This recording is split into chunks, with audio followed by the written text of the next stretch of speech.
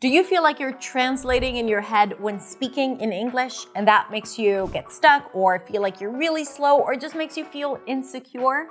In this video, I'm going to share with you 3 strategies that will help you to think in English and as a result, speak English more confidently and fluently. Stay tuned. But before we talk about how to stop translating in your head and how to think in English, I want to debunk some myths. It's not like you only think in one language and then you either think in English and then speak it, or think in Spanish, let's say, and then translate it and then you speak it, which is sometimes how people feel the brain works. No, in many cases, it's a lot more fluid. Sometimes a thought is not defined by words and you define it as you speak. Sometimes you think both in your first language and in English when speaking in English. And sometimes, especially if you don't have a lot of experience, you may form a sentence first in your first language, and then you might want to translate it as you speak. Sometimes people translate it first to be on the safe side in their head, and then they speak. So there isn't a linear process that is always the same when it comes to speaking in English. But either way, the exercises that I'm going to share with you today are going to help you with a smooth transition from a thought to spoken English. Now, if you're new to my channel, let me introduce myself. My name is Hadar. I'm a non-native speaker of English, and I am here to help you speak English with clarity, confidence, and freedom.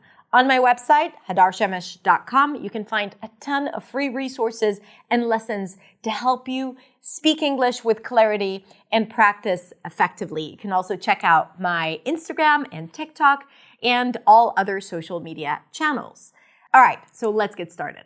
The first strategy to think in English and to stop translating in your head is to journal in English.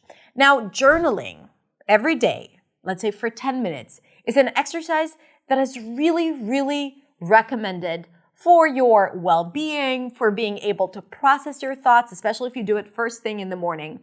And it helps you with understanding how you feel about things.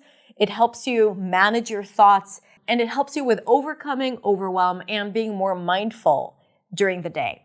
Now, if you do it in English, it's also a great opportunity to translate thoughts into written words. So it's not yet speaking, but it's still getting you closer to the process of forming a thought and turning it into English words. So spending 10 minutes, and really 10 minutes is not a lot, 10 minutes a day journaling in English is something that is going to be extremely valuable for your well-being. It's going to help you build a stronger mindset, and it's definitely going to help you with improving the way you think in English, and it would prevent you from translating constantly in your head. When I was in acting school in New York City when I was 21, we were assigned to read the book The Artist's Way by Julia Cameron.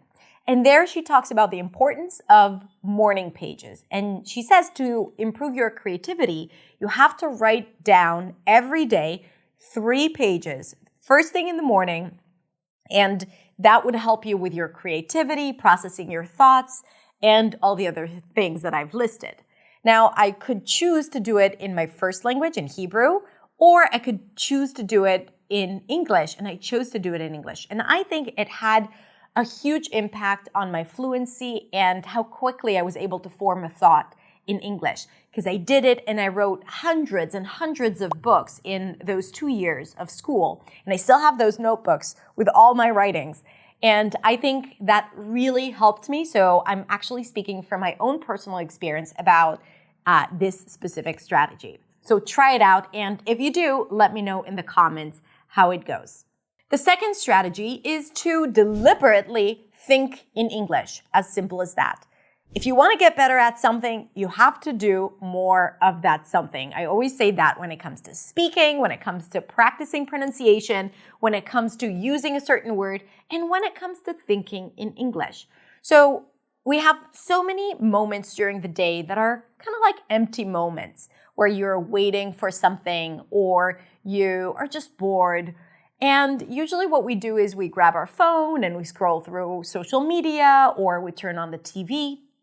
So I invite you to take 5 minutes, 3 minutes, 1 minute of, instead of doing something on autopilot that you usually do when you get bored, to sit down and deliberately think in English. You can observe your surroundings. You can think about what you need to do next. You can simulate a difficult conversation that you might need to have with someone. You can list all the things that you want to do later today or tomorrow morning. But I encourage you to do it in English. Now, don't be afraid of moments where you get stuck. Let's say you're trying to think about something and a word comes up in your first language, or you have just an image of what you want to do or a feeling. Try to think of it in words as if you were to structure a sentence. And if you get stuck, just skip the part that is hard and continue thinking in English. Now, it's hard to monitor it or to give yourself feedback on how well you were able to think in English, but the more you do it, you actually create a reality of you thinking in English, and of course, your brain practices thinking in English. So that's strategy number 2. Strategy number 3 is what I call stream of consciousness speaking. There is a writing genre or style called stream of consciousness where you read the author's way of thinking. So one thought leads to another. And sometimes it is all connected and sometimes it's not connected. It's called stream of consciousness, which is how we actually think, right? There is a thought that leads to another thought and sometimes they're not logically connected. I want you to do the same thing because this is how we actually think. I want you to do the same thing while speaking. So that's actually another layer of thinking in English. So basically, you're just saying everything that comes to mind. For example, you might be stuck in traffic, sitting in your car, looking around. Oh, this woman looks like she's having a difficult conversation on the phone. How many cars? Oh, that's a nice pink. Oh, I need to buy my daughter a present, right? So you start thinking and speaking at the same time. Ideally, you should do it when you're on your own, not when you have a lot of people around you. Don't try to make sense of it. Just speak whatever comes to mind. It helps you with the immediacy of thinking and speaking. And again, shows you that it's possible. So it would build your confidence speaking, even if you don't know exactly what you want to say. Okay? So that's another very powerful strategy. It might be a little more challenging, but I believe in you. You can do it. And just try it out. And remember, sometimes just the act of trying is all you need to build confidence and to show yourself that it's possible, even if the results are not exactly what you had hoped it to be. So give it a try these different strategies, and let me know afterwards in the comments how it goes.